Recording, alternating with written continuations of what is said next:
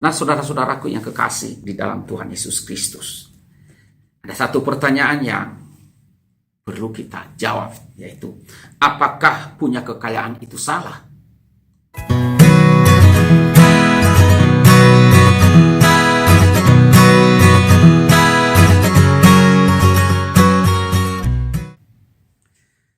Salam Bapak Ibu dan saudara-saudara yang kekasih di dalam Tuhan Yesus Kristus. Kita bertemu lagi di dalam renungan firman Tuhan pada hari ini bersama saya, Guru Injil Atongai. Nah, saudara-saudaraku yang kasih dalam Tuhan, sebelum kita membaca dan merenungkan firman Tuhan, marilah kita berdoa, memohon kelayakan, memohon pertolongan dari Tuhan. Kita berdoa. Tuhan Allah Bapa kami yang bertata dalam kerajaan sorga, ya Tuhan kami bersyukur kepadamu. Engkau terus menolong kami dan terus memelihara hidup kami. Tuhan terima kasih hari-hari yang terus kami lewati dan Engkau menyertai kami. Dan pada hari ini Tuhan, sebelum kami memulai segala kegiatan kami akan merenungkan firman-Mu.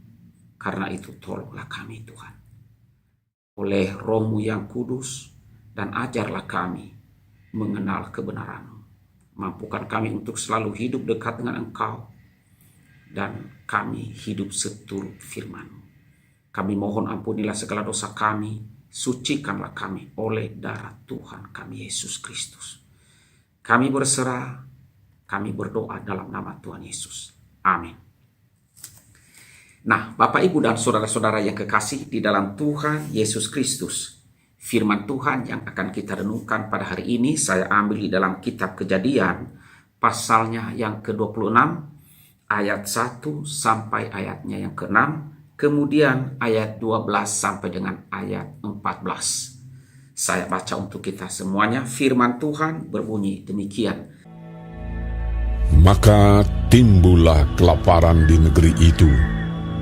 Ini bukan kelaparan yang pertama yang telah terjadi dalam zaman Abraham.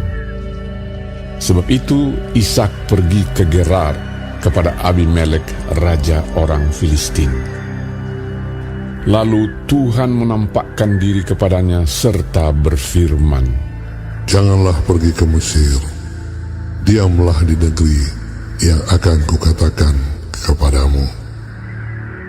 Tinggallah di negeri ini sebagai orang asing, maka aku akan menyertai engkau dan memberkati engkau.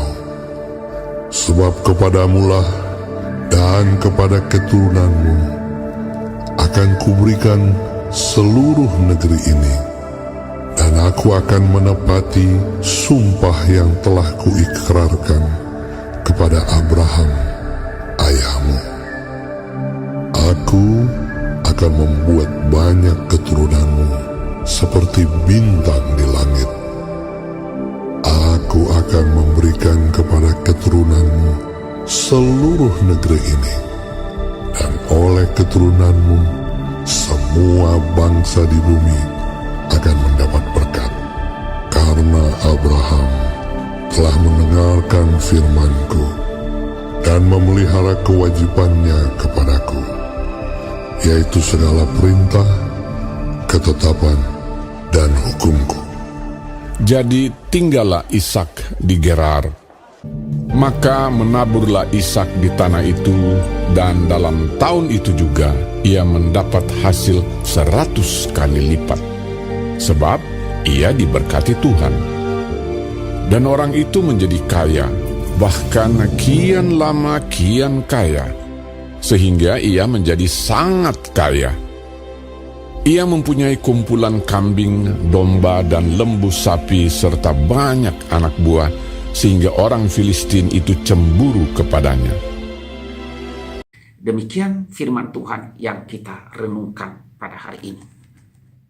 Nah, saudara-saudaraku yang kekasih di dalam Tuhan Yesus Kristus, ada satu pertanyaan yang perlu kita jawab, yaitu apakah punya kekayaan itu salah? Tidak. Apakah menjadi kaya raya itu salah? Tidak.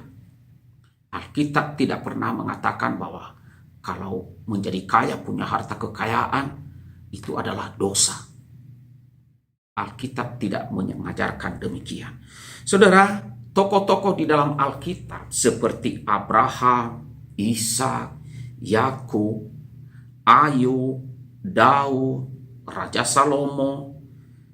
Tokoh-tokoh ini adalah orang-orang yang sangat kaya di zaman mereka, di zamannya. Mengapa mereka kaya? Mereka diberkati dengan berlimpah-limpah oleh Tuhan, melebihi orang-orang lain di zamannya. Nah, saudara, ada orang yang menabur dengan bekerja mati-matian, tetapi tidak mendapat hasil. Dia menabur, tetapi tiba-tiba tanaman yang dia tabur diserang hama, atau dilanda oleh cuaca buruk, atau bisa juga dicuri oleh orang lain. Maka hasilnya semua habis. Namun saudara, kalau kita melihat di sini, Ishak sekali menabur, maka ia mendapat hasil 100 kali lipat banyaknya. Ini sungguh luar biasa. Saya yakin bahwa kita semua mau seperti itu. Nah saudara, tetapi ingat, satu hal yang perlu kita ingat dan tekankan di sini adalah yang membuat kita diberkati jadi kaya itu adalah karena Tuhan. Sekali lagi, karena Tuhan. Tetapi kalau kita melihat dewasa ini, yang banyak terjadi adalah kita lebih sering mencari berkat. Dan bukan Tuhan sumber berkat itu. Kita atau banyak orang lebih fokus pada kekayaan duniawi. Dan bukan pada kekayaan surgawi. Nah saudara, kalau sudah begitu, kalau sudah demikian, maka itu adalah percuma. Percuma, tidak ada manfaatnya, tidak ada gunanya. Kita salah karena telah jadi budak atas harta. Dan Tuhan tidak senang hal itu. Karena kita malah lebih mencari berkat daripada mencari Tuhan itu sendiri. Tuhan mau saudara, kita itu menjadi tuan atas harta, atas kekayaan yang Tuhan berikan kepada kita. Saudara, jika harta menjadi tuan di dalam hidup kita, maka kita akan dibelenggu, kita akan diperbudak oleh harta itu sendiri. Itu akan membuat kita menjadi menderita. Maka akan datang segala kekhawatiran, akan datang segala ketakutan, kerakusan, ketamakan, dan seterusnya. Karena harta kekayaan, jika harta itu menjadi tuan atas hidup kita. Kita tidak bisa lagi menikmati harta yang Tuhan berikan itu dalam kehidupan kita. Karena apa? Semua berfokus pada harta. Bagaimana mendapatkan harta sebanyak-banyaknya. Akhirnya hidup kita tidak jadi rileks. Tidak ada lagi hari-hari tenang dalam hidup kita. Karena apa? Pikiran kita terus-menerus diganggu. Ya, bagaimana supaya kita menjadi kaya dan terus kaya. Akhirnya sukacita kita menjadi hilang. Bahkan bisa timbul segala macam kejahatan ketika harta itu menjadi fokus hidup kita. Ketika cinta akan uang itu menjadi tujuan hidup kita. Nah, saudara-saudaraku yang kekasih di dalam Tuhan Yesus Kristus. Di dalam hidup ini kita perlu bekerja selagi hidup, karena hidup memang perlu uang.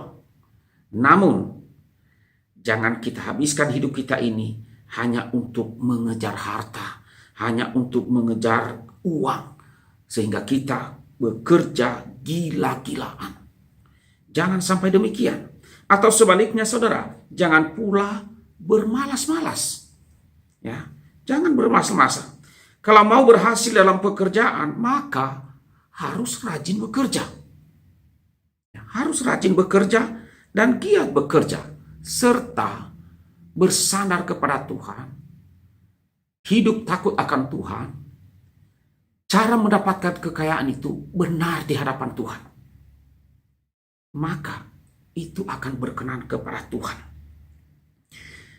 Saudara, di dalam hidup ini harus ada suatu keseimbangan.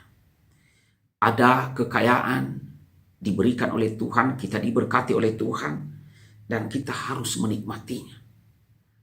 Jangan sampai berkat yang kita dapat itu kita tidak bisa menikmati.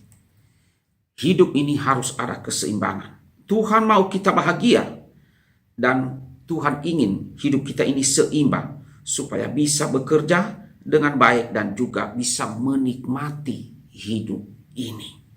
Nah, saudara-saudaraku yang kekasih di dalam Tuhan Yesus Kristus, nikmatilah hidup, nikmatilah berkat yang Tuhan berikan melalui pekerjaan yang Tuhan berikan kepada kita. Nikmatilah bersama dengan keluarga, nikmatilah bersama dengan sahabat-sahabat, nikmatilah berkat-berkat Tuhan itu dengan membantu orang lain juga. Karena apa, saudara?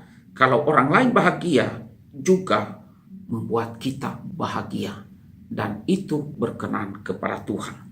Nah, saudara-saudara yang kasih dalam Tuhan, sumber berkat di dalam dunia ini adalah Tuhan Yesus Kristus sendiri. Dialah yang memberkati kita. Dialah yang memberkati pekerjaan dan usaha kita.